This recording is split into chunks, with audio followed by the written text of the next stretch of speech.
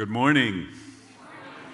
Whether you're joining us online or here in person, welcome to the First Unitarian Universalist Church of Austin Thaw-Out service. It's so good to see all of you here. For those of you who, like me, are still without power, my heart goes out to all of you. Our hearts are with you. We are a spiritual community dedicated to a free and responsible search for truth, meaning, and beauty. I'm Chris Jimerson, co-lead minister for mission and values here at the church. I am so glad to see you all this morning, and I do not mean that figuratively. I mean it literally. I just had both lenses and both eyes corrected, so I can actually see you from here. And you're really lovely now that I can see you. I especially want to welcome our visitors this morning. If you're online, please say hello in the comments and let us know from where you're watching. If you're here in person, please join us for coffee and conversation in Housen Hall after the service. That's back through the foyer, through the triple doors, and to your right. We come from a long tradition of seeing a spark of the divine in every person, and it's in that tradition that I invite you to greet the holy among us in the comments if you're online, or by turning to those around you if you're here in person.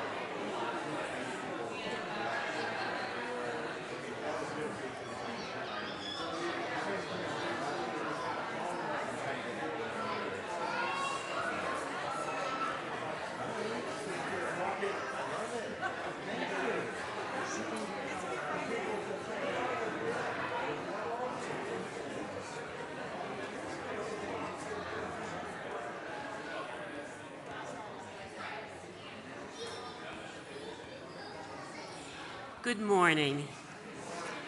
I'm Ann Edwards, your lay leader today, and let's join together for lighting the chalice. This is the flame we hold in our hearts as we strive for justice for everyone. This is the light we shine upon systems of oppression until they are no more. This is the warmth that we share with one another as a struggle becomes our salvation.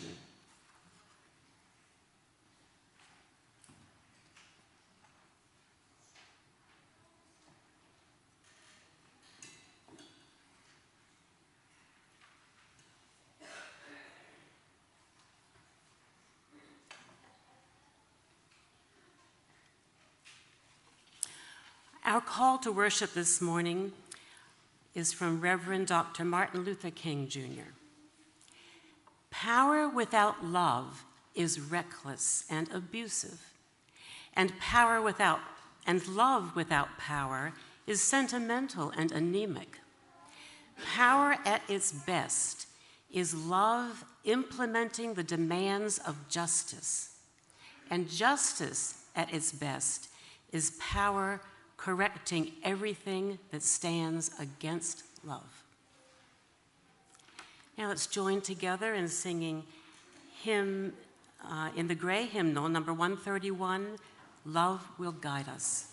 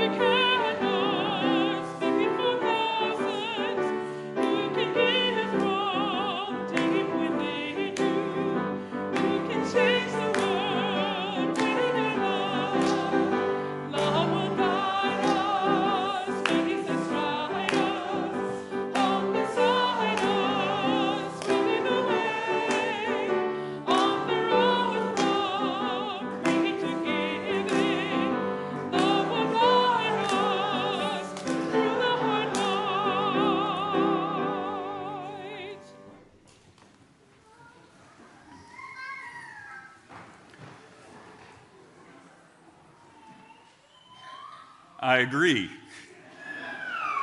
Yeah. That's how well y'all sing. There we go. This congregation has a mission. It's our common purpose. It guides our decision-making, our ministries. We wrote it together and we say it together every Sunday so that we might more readily carry it in our hearts throughout the week. Let's do so now. Together, we nourish souls, transform lives, and do justice to build the beloved community.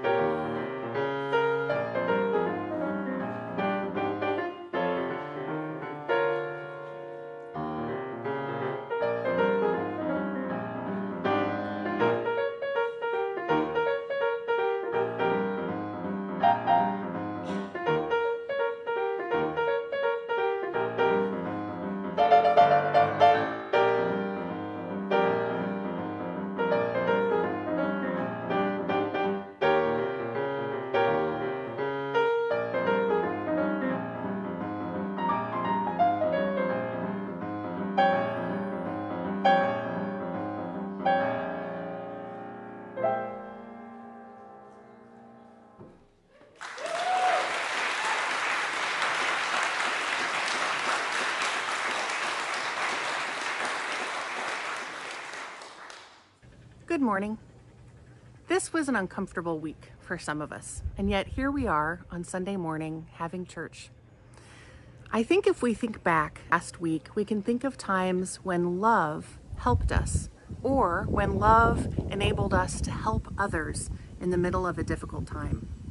Love is powerful. Today we're going to read a book called Love is Powerful. And this phrase gets repeated throughout the book. And when the phrase love is powerful is repeated, I want you to say it with me.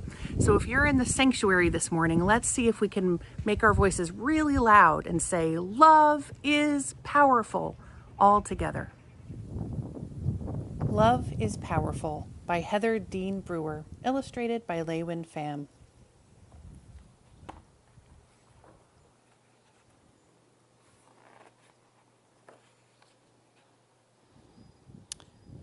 Mari spilled her crayons onto the table. They made a messy rainbow. "What are we coloring, Mama?" she asked. Mama smiled. "A message for the world." Mari ran to the window and pressed her nose to the glass. Far below, people walked in different directions. Buses, cars, and taxis honked and grumbled down the busy street. Mari asked, "How will the whole world hear?" "They'll hear," Mama said, "because love is powerful." Mari climbed onto her Mama's lap. The crayons smelled sharp and new. Mama used one to write some letters. Even though Mama's words stretched across the poster, they would be too small for the world to read, Mari thought. Mari picked up a crayon. As she made her own sign, she imagined her